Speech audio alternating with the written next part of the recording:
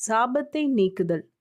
கிறிஸ்துவுக்குள் பிரியமானவர்களே, C.S. Lewis எழுதிய the lion, the witch and த வார்ட்ரோபின் தொடக்கத்தில் நார்னியாவின் நிலை உங்களுக்கு நினைவிருக்கிறதா?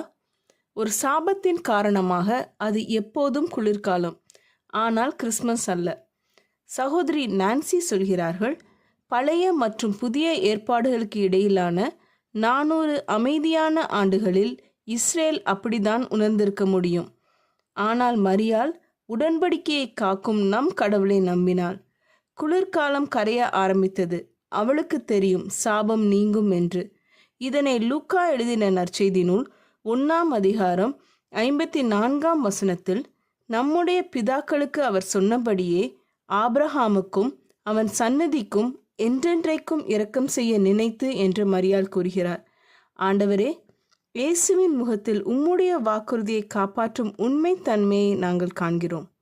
நீர் சாபத்தை நீக்கியிருக்கிறீர்.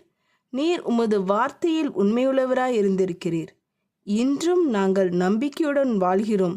ஏனென்றால் நீர் அனைத்தையும் மீட்டு புதியதாக மாற்றுகிறீர். எனவே இந்த அட்வென்ட் காலத்தில் இயேசுவின் முகத்தில் மற்றும் நாமத்தில் மட்டுமே எங்கள் எதிர்காலம் உறுதியானது என்பதை எங்களுக்கு நினைவூட்டுங்கள். ஜெபம் செய்வோம். எங்கள் அன்பின் பரமபிதாவே, நீர் எப்பொழுதும் எங்களுக்கு இரக்கம் செய்கிற தேவனாய் இருக்கிறபடியால் உம்மை துதிக்கிறோம். நீர் உமது வார்த்தையில் உண்மையுள்ளவர்.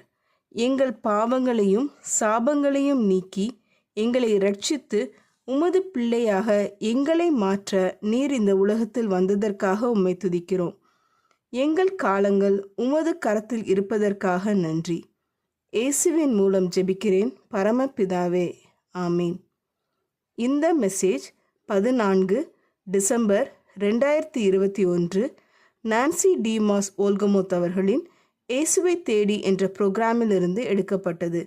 கர்த்தர் உங்களை ஆசீர்வதிப்பாராக.